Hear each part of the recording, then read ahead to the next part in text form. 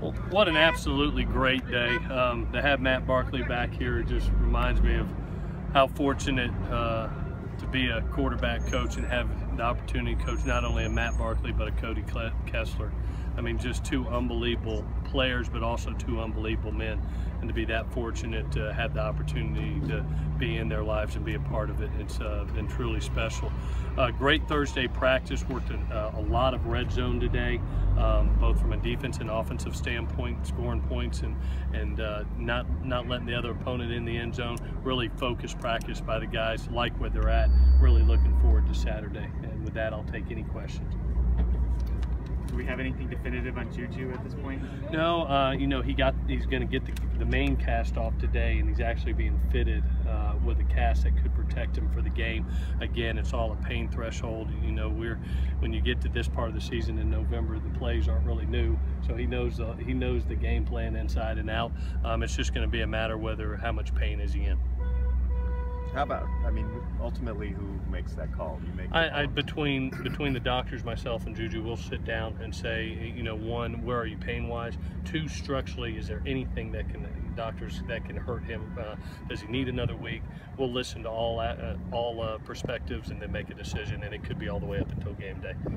But he's feeling better by the day. Does he have to catch the ball some though before that would happen? Yeah, oh yeah, definitely. We're not going to walk out there and not have tested it, but prior to that, you know, that'll be a part of the whole decision, and we'll look into it tomorrow. I know he's really excited to get that cast off and see exactly where it is, and like I said, I mean, it's healing extremely fast. His mindset is to play, but we'll listen to all perspectives and then make a decision. You've had quite a few alumni come in the last couple of weeks, even after Notre Dame. Yeah. Have you reached out to them, or what? No, these are just guys coming back. You know, remember what USC is about. It's about the Trojan family. I mean, we live that code. When you're a Trojan for life, and it just amazes me. And I told the players, I said, it's absolutely amazing, not only the city of Los Angeles and how they're supporting us and our Trojan family, but the former players that are in the NFL coming back, and even retired players. You know, just the support that they've given us. You know, that's why it's USC. That's why we say Trojans for life. It's really neat to see as a coach. How do you feel about the development of the receiving core in general, other than Juju, obviously, if he can't play and those guys have to step up in this game? I said this on the radio show on Monday. I think we're very fortunate here to have one of the premier wide receiver coaches in the country, in Tamaris Martin. I think he's absolutely fabulous. The way he tutors the guys, the way he's involved in their lives on a day-to-day basis, you know, you can see the tutelage and the development he's done. And credit to the guys, too, you know, because they're really listening, really buying in, and really trying to focus on their game and their craft. That's why, you know, a Deontay Burnett plays. That's why Daquan Hampton, all of a sudden the lights come on for him. Isaac Whitney, who stepped up for us, and then, you know, older guys from a Stephen Mitchell to Darius Rogers. I mean, these guys are doing a tremendous job. They're the reason that, you know, we're in games and competing as well as we do. 2 years ago, when there was a change, I think it was Arizona was the first game that you guys had played at the Coliseum. Does it have any sense of familiarity going into this one for you? I mean, no, I tell you, it's the next game, and it's such an important game in our season. You know, like I've said, every game for us right now is a playoff game and a championship game, and that's the way we're approaching it. You know, they're the next opponent up. They're a very dangerous opponent in my mind, with a great head coach that knows how to win ball games. So, and he knew how to do that 2 years ago too. I remember getting up in that game and then them roaring back down the stretch and having to run, I think, 8 runs in a row that time to finish a game off. So he's you know, really good team. Similar situation, you know, with the interim head coach and 2 good teams getting together at the Coliseum. But that's about it. It's the next game for us.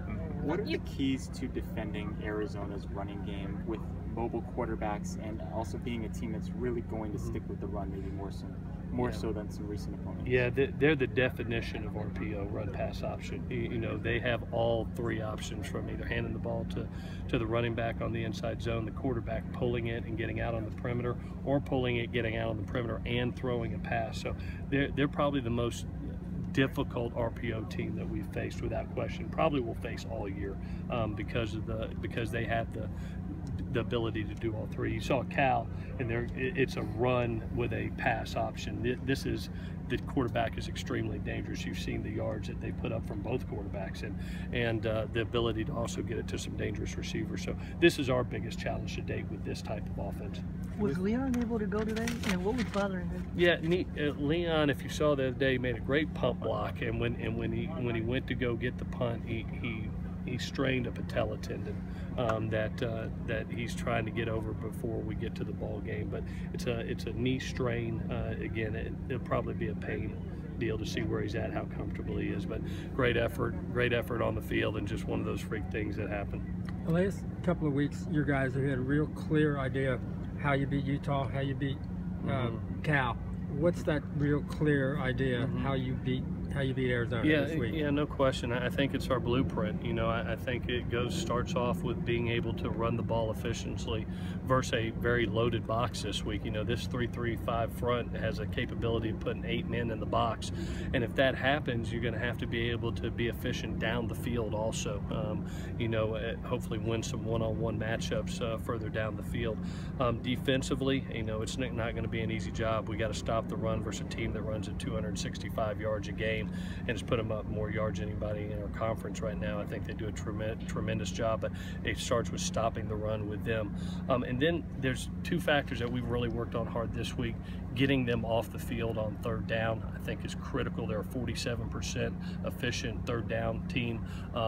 They do a tremendous job of keeping the ball, and that's why you look up and they're an 80-90 play team a game. They can wear a defense down. So our backups are going to have to play some in this game, and they're going to have to play efficiently. And then at the end of the day, you're talking about two teams that put 38 points up a game. We're exactly tied as far as scoring. So, you know, whoever functions better in the red zone, which we worked on hard today, is probably going to end up winning this game. A guy like Trey Madden, and kind of his situation, how do you kind of manage him through the rest of the season so that he can be effective? And when you get into a guy that's had a couple of knee surgeries, and you have to be really smart with what you do through the week. Thank goodness he's such a pro, because he's such a mental rep guy. You know, he doesn't just hang on the sideline and mess around with his buddy. He's focused on what's going on and playing the play mentally. Plus, he's coaching the young kids.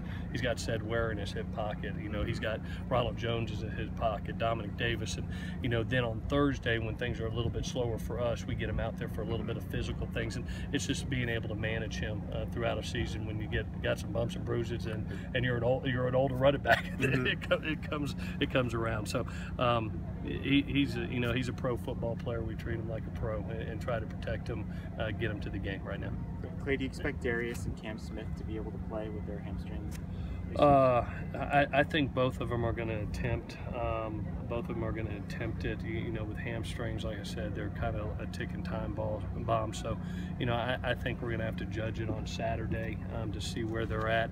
I think it's hard for a wideout, to be honest with you. I'm so proud of what he gave us in the last game. You know, made a couple big catches for us, but you could see he's not at top end speed right now. He just wants to do everything for his brothers to try to win a football game right now. That's why he's out here. Cam's the same way, and you know, you saw us limited him in practice, trying to make it to the game, and we'll see where it's at on Saturday. What about Isaac Whitney? Isaac Whitney getting closer. You know, he's gonna, I think, gonna have an X-ray next week to see exactly where he's at.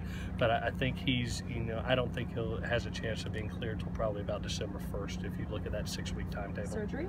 No surgery. No surgery.